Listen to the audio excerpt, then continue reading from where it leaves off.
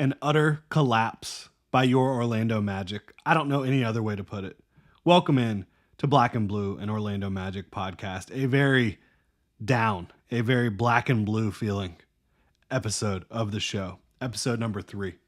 Post game after the Magic completely collapse against the Golden State Warriors in Orlando. Had the Warriors on the ropes, or so they thought, right? Final score 121 to 115. Magic had a 14-point halftime lead. They had a bigger lead than that earlier in the second quarter. Bottom line, that third quarter was unbelievably difficult to watch.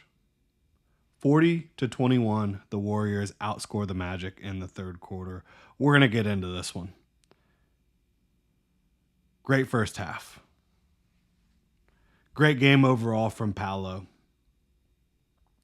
I thought in the third quarter there was a few possessions where he started to get a little bit frustrated, started taking some less than desirable opportunities to pull up and shoot the basketball. But overall, I mean, the guy drops 41. 41. Did not do much in the second half in the rebound and the assist categories, but the ball movement stopped in the second half, especially in the third quarter. I mean, the Magic were competitive down the stretch in the fourth quarter, but we're going to get into this one. Really appreciate y'all being here. If you're an Orlando Magic fan, if the Orlando Magic leave you feeling a little bit black and blue at times, if you stick with it no matter what, this is the place for you. Please like and subscribe. So, Cole Anthony, back, available, and starting after the knee hyperextension on Wednesday night, Tuesday night. Crazy. Could not believe he was out there. Still no Jalen Suggs, obviously, and maybe if you have the energy, the effort, the attitude that Jalen Suggs brings to the floor, that this game could be different. Maybe. Started out extremely hot. In the first quarter, they were up 8-0. They're kicking the Warriors' butt. Then some turnovers. Gosh, and they turned the ball over a lot in this game. Unforced turnovers. Just poor focus on the offensive side of the ball and a lot of possessions. Turnovers started creeping up in the first quarter. Poor three-point line defense. Seen that recently, right? And of course,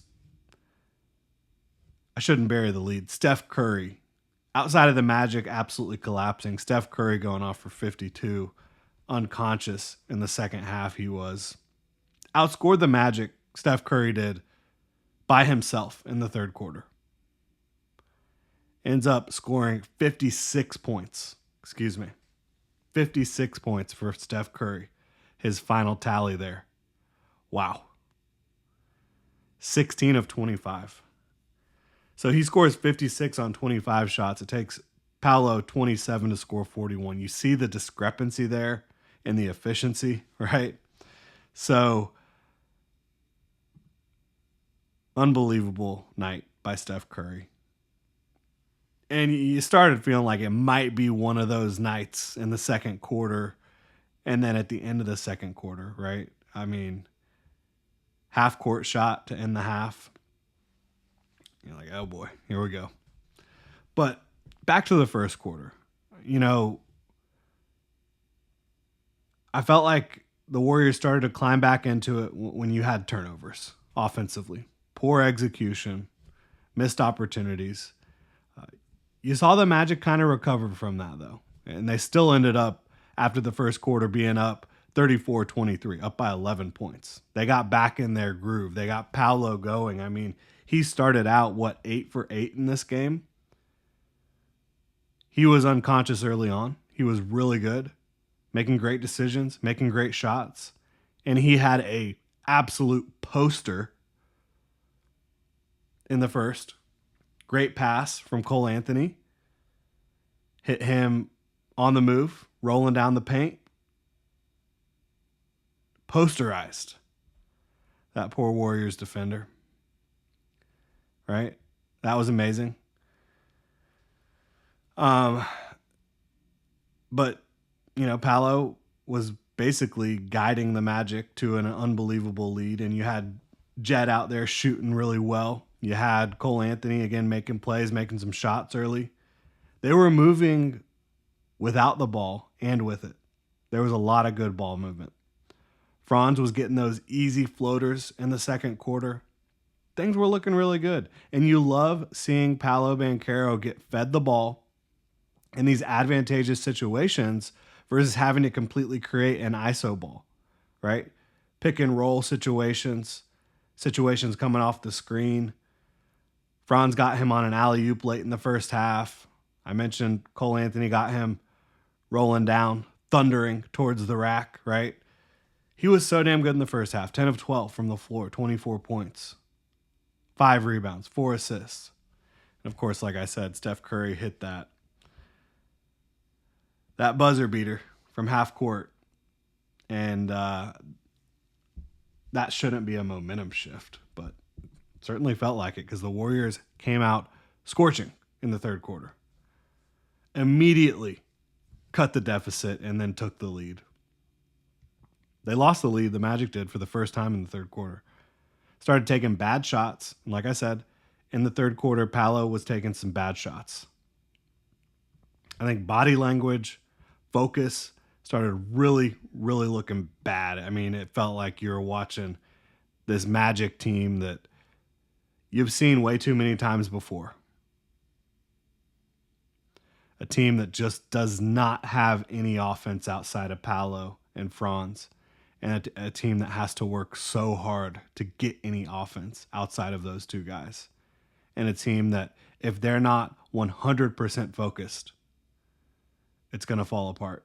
Especially against a team like the Warriors, who take nothing away from the Warriors. Steph Curry had one of the best games of his life.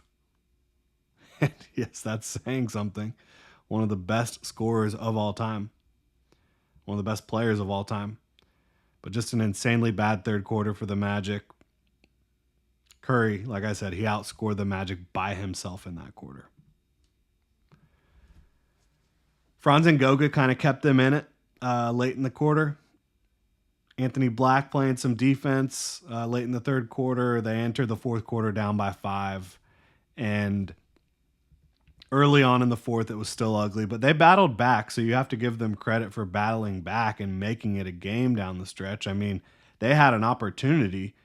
If Jonathan Isaac gets that board, Draymond Green, to me, that was a blatant foul on Draymond Green trying to get that rebound, but they didn't call it. And the Warriors are able to have 3 possessions, right? Without the Magic having the ball, thanks to offensive rebounds. Again, Draymond did foul Jonathan Isaac, and they didn't call it, but it is what it is. You never know what would have happened if the refs called that. Also, really frustrating, Kentavious Caldwell-Pope just not bringing it offensively for the Magic at all. Has a wide open shot to, keep that thing right where it needed to be. Couldn't even get close to hitting that. So it's rough. And obviously Paolo was not very good at the free throw line. He hasn't been very good at the free throw line all year. That's something he needs to improve on. Franz missed one of his big free throw opportunities late in the game. Got fouled by Draymond on a 3-point shot. Draymond hit his elbow, goes to the line, makes 2 out of 3, but you need to make 3 out of 3 in that situation. I just feel like there's too much pressure on Franz and Paolo to do everything, and not enough good offensive infrastructure to make it easier for them, to facilitate them doing everything they need to do. And again, we talked about it the other day, they both, coming off injury, are not playing at their peak. They're both playing good ball, but they're not playing at their peak. And they're not physically at their peak. They're not the sharpest they could possibly be. And that makes it difficult as well. Not having Jalen Suggs makes it difficult as well. Not having Mo makes it difficult. That guy is energy out there, pure energy. So you never know what can happen, but it certainly does not look like they will catch Detroit. What you hope is that they can play good ball down the stretch. If they have the play in, which they likely will. When you're playing, make it a competitive series. You never know. If they can play to their potential, which you saw for a lot of this game, it's just there was a however many minute stretch, 10-minute stretch, 8-minute stretch in the third quarter where they could not do anything effectively. But if they play to their potential, if Franz and Paolo start kind of feeling it a little bit more, get better ball movement, better movement away from the ball, maybe. And maybe if you get Suggs back, right? Suggs is such a pivotal piece. But overall, to me, this team is a little mentally soft. And like I said, I give them credit for fighting back. I do. But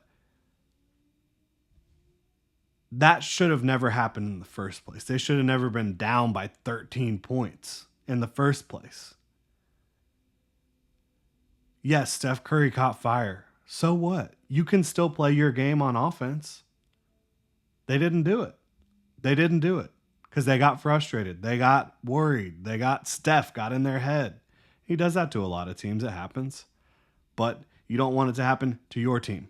Your team that needs to be fighting tooth and nail, that's trying to fend off teams, multiple teams within their own division for the 7th seed, right? So very frustrating night, frustrating couple games because, I mean, you get blown out against the best team in basketball right now, a team that you took to 7 games last year.